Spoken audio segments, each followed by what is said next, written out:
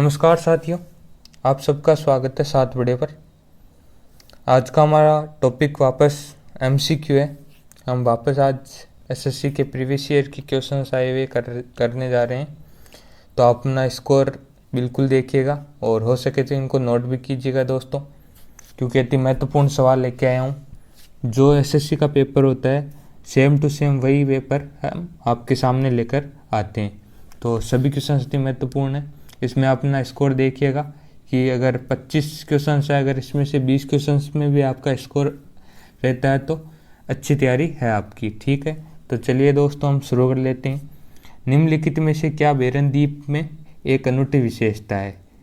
तो यहाँ पर ऑप्शन दिया हुआ है, यह आदिम आसारो जनजाति का निवास है, फिर है यह हिंद महासागर का एक निर्जन द्वीप है, अब यहाँ का एकमात्र सक्रिय ज्वालामुखी है, यहाँ भारत का एकमात्र सक्रिय ज्वालामुखी है, फिर है यहाँ भारत का सबसे बड़ी खारे पानी की झील मौजूद है। इनमें से दोस्तों जो अनूठी विशेषता है उसके बारे में हमको बताना है। तो इसका right answer option number 3 right answer होगा। उकाई बांध किस नदी पर स्थित है? नंबर 2 क्वेश्चन है, उकाई बांध किस नदी पर स्थित है? तो है ये ताप्ती नदी पर स्थित है दोस्तों, आप सबको पता है और हमने इसको पहले पढ़ा भी रखा है। अगर आपने इसको नहीं पढ़ा है तो आप हमारी पिछले वाली स्टैटिक ये जो पीडीएफ है इनमें जाके देख सकते हो, उसकी पूरी प्लेलिस्ट बनी हुई है दोस्तों। अब निम्नलिखित में से कौन सा एक फूल का भाग है? जो फूल का भाग है उसको बताना है दोस्तों। शिराविन्यास, शिराएँ या स्त्रीकेसर या मध्य शिरा? तो इसमें सबसे राइट आंसर होगा हमारा स्त्रीकेसर राइट आंसर होगा दोस्तों, और सब ये गलत हैं। स्त्रीकेसर राइट आंसर है। अब है कुव्वत उल इस्लाम मस्जिद कहाँ स्थित है? कुव्वत उल इस्लाम मस्जिद कहाँ स्थित है? पुणे, दिल्ली, मैसूर या आगरा? फटाफट आंसर दीजिएगा दोस्तों। यह है दिल्ली में। ठीक है, राइट आंसर होगा दिल्ली। आगे बढ़ते हैं दोस्तों। निम्नलिखित में से कौन सी मृदा संरक्षण की एक विधि नहीं है? विधि नहीं है वो बतानी है। यह है शेल्टर बेल्ट, एंटरकॉर्पिंग, रॉक डैम या ओवर ग्रेजिंग? तो इसमें हमारा राइट आंसर होगा दोस्तों ओवर ग्रेजिंग। ये जो है ना और सब गलत है। ओवर ग्रेजिंग एक मृदा संरक्षण की विधि नहीं है दोस्तों, इसलिए ओवर ग्रेजिंग राइट आंसर होगा।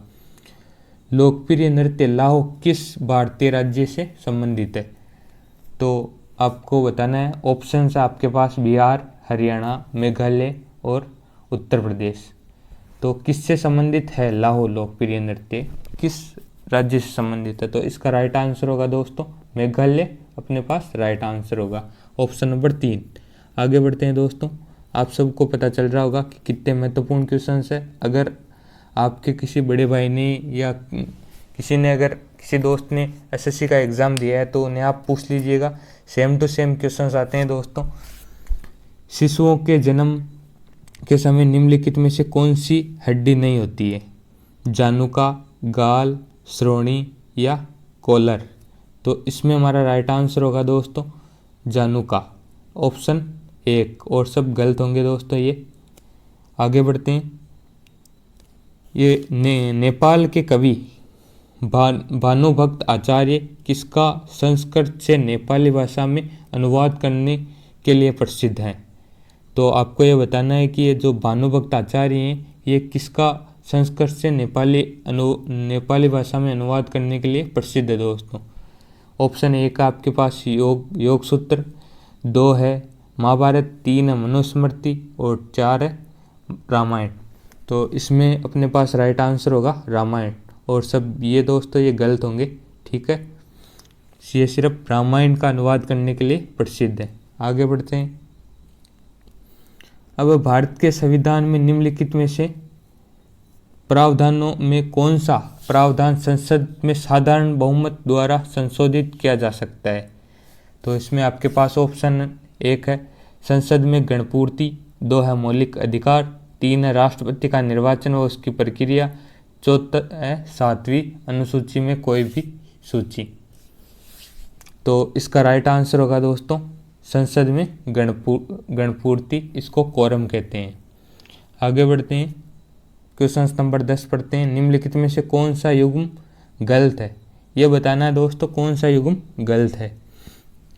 तो अहोम राजवंश असम, गजपति राजवंश ओडिशा, सरकी राजवंश ये पंजाब और मेवाड़ राजवंश राजस्थान। आप सबको पता है दोस्तों, मेवाड़ राजवंश राजस्थान में ही है, गजपति राजवंश ओडिशा में है और अहोम राजवंश असम में ही है। तो हमको इसमें सबसे गलत युग्म बताना था, तो गलत युग्म ऑप्शन नंबर 3 दोस्तों। तो इस हिसाब से ये फर्स्ट, सेकंड और फोर्थ जो ऑप्शन है वो हमारे गलत होंगे और ऑप्शन नंबर 3 राइट होगा, क्योंकि ये गलत युग्म है। सरकी राजवंश इधर जौनपुर में इन्होंने अपनी ये राजधानी स्थापित की थी। अब निम्नलिखित में से कौन सा फूल रात में खिलता है, अति महत्वपूर्ण क्वेश्चन है दोस्तों।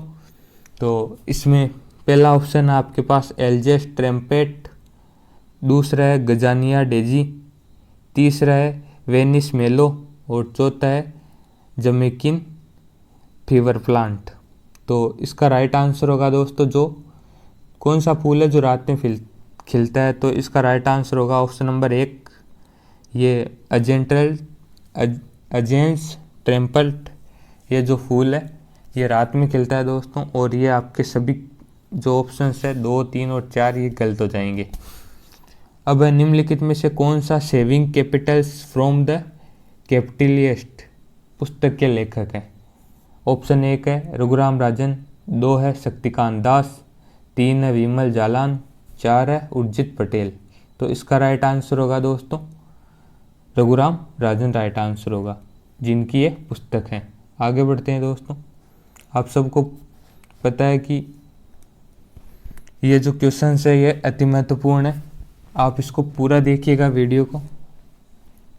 तो चलिए दोस्तों स्टार्ट करते हैं।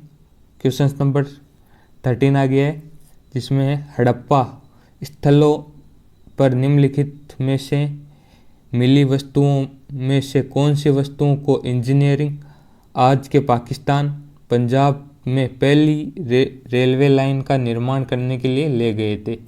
दोस्तों हड़प्पा स्थलों में ऐसी कौन सी वस्तु थी जिसका इंजीनियरिंग आज के पाकिस्तान के पंजाब में रेलवे लाइनों का निर्माण करने के लिए ले गए थे। तो आपके पास ऑप्शन 1 है ईंटें, 2 है दरवाज़ा, 3 है कांसे के धरण और चौथे है 4 है लोहे की पटरियाँ। तो आपको पता है कि हड़प्पा में क्या मिली थी, ईंटें मिली थी दोस्तों, और ईंटें वो लेकर गए थे। तो इसका राइट आंसर ईंटें होगा। आगे बढ़ते हैं और क्वेश्चन नंबर 14 है एलिफेंटाइन गुफाएं निम्न में से किस संप्रदाय से जुड़े चित्रों का संग्रहण है। तो ऑप्शन 1 है विष्णु संप्रदाय, 2 है बुद्ध संप्रदाय, 3 है शिव संप्रदाय और 4 है तीर्थकर महावीर। तो इसका राइट आंसर होगा दोस्तों तीर्थ, ये जो तीन ऑप्शन है शिव संप्रदाय। आगे बढ़ते हैं, निम्नलिखित में से किस भारतीय सितार वादक के प्रमुख संगीतज्ञ ने 20वीं शताब्दी की शुरुआत में एक संकेतन प्रणाली विकसित की और भारतीय उपमहाद्वीप की संगीत प्रथाओं को वर्गीकृत किया, जो कि उन्हें मौखिक परंपरा से आगे बढ़ती रही थी। तो इसका ऑप्शन है आपके पास विष्णु नारायण भातखड़े, दो नंबर ऑप्शन है मानिक चंद्र दुबे, 3 है सिद्धार्थ खान और 4 है ऑप्शन हाजी विलायत अली खान। तो इसका राइट आंसर होगा दोस्तों विष्णु नारायण भातखड़े राइट आंसर होगा। ये क्वेश्चंस देखो दोस्तों, ये क्वेश्चंस बड़ा है क्योंकि इसमें क्या आपको पढ़ने में टाइम लगेगा। तो आप देख पा रहे हो एसएससी किस लेवल के क्वेश्चंस दे रही है। कोई क्वेश्चंस बहुत बड़े रहते हैं दोस्तों, उसको क्या पढ़ने और समझने में भी टाइम लगता है। जैसे ये जीके का क्वेश्चन है लेकिन बड़ा दिया हुआ है, ताकि इसको पढ़ने और समझने में आपको टाइम लगे। निम्नलिखित में से किस यौगिक को नॉर्वेजिनिक सॉल्ट पीटर भी कहा जाता है। आपके पास ऑप्शन है potassium nitrite, nitrous oxide, calcium nitrate और सोडियम नाइट्रेट। तो इसका राइट आंसर होगा दोस्तों कैल्शियम नाइट्रेट, और ये तीनों ऑप्शन गलत हो जाएंगे, फर्स्ट, सेकंड और फोर्थ, और right answer third right answer होगा। आगे बढ़ते हैं दोस्तों। दिल्ली सल्तनत में सैन्य कमांडरों को सौंपी गई प्रादेशिक इकाइयों को किस रूप में जाना जाता था? तो ऑप्शन 1 है इक्ता, 2 है उसर, 3 है खराज और 4 है हुंडी। तो इसका राइट आंसर होगा दोस्तों इक्ता। आगे बढ़ते हैं। निम्न में से कौन सी हिमाचल प्रदेश की एक मार्शल आर्ट नृत्य शैली है जो तलवारों के साथ की जाती है? तो इसके ऑप्शंस इस प्रकार है दोस्तों। पहला ऑप्शन है छनक छम, दूसरा है पारस, तीसरा है नामगेन और चौथा है खरेती। तो इसका राइट आंसर होगा दोस्तों खरेती राइट आंसर होगा। आप सब इनको पढ़ लीजिएगा। ये सभी क्वेश्चंस प्रीवियस ईयर के हैं और वापस आने की पूरी संभावना रहती है दोस्तों। हाल ही में किसे ऑस्ट्रेलिया के सर्वोच्च नागरिक सम्मान से सम्मानित किया गया? मोस्ट इम्पोर्टेंट सवाल है दोस्तों, करंट का सवाल है। इसमें मैंने कुछ करंट के सवाल भी ऐड किए हैं दोस्तों, क्योंकि करंट भी आती है और अति महत्वपूर्ण सवाल है करंट के भी, इसलिए आप इनको भी नोट कीजिएगा। पहला ऑप्शन है आपके पास रतन टाटा, दूसरा है मुकेश अंबानी, तीसरा है नरेंद्र मोदी और चौथा है शशि थरूर। तो इसका राइट आंसर होगा दोस्तों हमारे रतन टाटा। अब है आयुष्मान भारत दिवस कब मनाया गया? तो इसका राइट आंसर क्या होगा दोस्तों, आप सभी बताने की कोशिश कीजिएगा। यह भी अति महत्वपूर्ण सवाल है। 27 मार्च ऑप्शन 1 है, ऑप्शन 2 30 मई है, ऑप्शन 3 है 30 अप्रैल और ऑप्शन 4 है 29 अप्रैल। तो इसका राइट आंसर होगा दोस्तों 30 अप्रैल। आगे बढ़ते हैं और नए क्वेश्चंस करते हैं दोस्तों। खेलो इंडिया यूनिवर्सिटी गेम्स 2023 का आयोजन किस राज्य में हुआ? तो इसका राइट आंसर होगा दोस्तों उत्तर प्रदेश में। और कल हमने जो मॉक लिया था उसमें हमने देखा था खेलो इंडिया यूथ गेम्स, तो उसका आयोजन हुआ था मध्य प्रदेश में। ये इसमें राइट आंसर होगा उत्तर प्रदेश। और जो यूथ गेम्स है उसमें जो पदक तालिका में जो राज्य फर्स्ट स्थान पर आता वो था महाराष्ट्र। राष्ट्रमंडल खेल 2026 कहाँ आयोजित होंगे? तो ये दोस्तों आपके पास ऑप्शन है विक्टोरिया, दूसरा है पेरिस, तीसरा है कतर दोहा और चौथा है न्यूयॉर्क। तो इसके आपके राइट आंसर होगा ये विक्टोरिया, ऑस्ट्रेलिया में जो राष्ट्रमंडल खेल 2026 है इसका आयोजन होने वाला है। आगे बढ़ते हैं और ये हमारा अंतिम सवाल है दोस्तों कि गमछा का जीआई टैग किस राज्य को मिला? तो ये राज्य है आपके पास ऑप्शन है इसमें उत्तर प्रदेश, 2 नंबर पर है बिहार, 3 नंबर पर है असम और 4 नंबर पर है कर्नाटक। अति महत्वपूर्ण सवाल है दोस्तों। और जो ये इसका जो अधिनियम है ये 1999 का अधिनियम है। कल शायद हमसे थोड़ा गलत बता दिया गया होगा कि 2001 का है, वो गलत है दोस्तों। 1999 का अधिनियम है और 2004 में फर्स्ट जीआई टैग दार्जिलिंग की चाय को मिला हुआ है दोस्तों। तो इसका राइट आंसर होगा ये असम। दोस्तों यदि कोई गलती हो जाए तो क्षमा कीजिएगा, क्योंकि कभी कभी टाइप करने में भी गलत हो जाता है। तो आप सबको पता है कि ये सभी अति महत्वपूर्ण सवाल है। ये 2 सवाल छूट गए दोस्तों, अभी इनको भी पढ़ लेते हैं।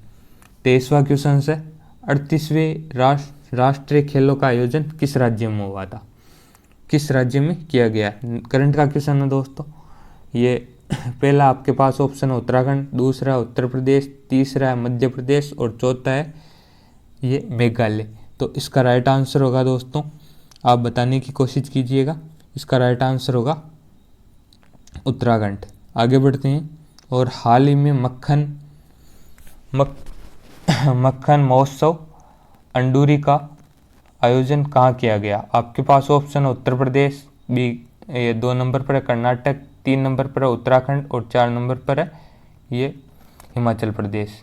तो इसका राइट आंसर होगा दोस्तों उत्तराखंड। और अब सारे आपके क्वेश्चंस हो चुके हैं। ये गमछा का जीआई टैग असम को मिला हुआ है दोस्तों, और ये सभी क्वेश्चंस आपके लिए अति महत्वपूर्ण है। आप वीडियो को 2-3 बार देख लोगे तो ये आपको कंटेस्ट हो जाएंगे और हम ऐसी वीडियो आपके लिए लाते रहेंगे। तो आप सबका वीडियो देखने के लिए प्रेम पूर्वक धन्यवाद।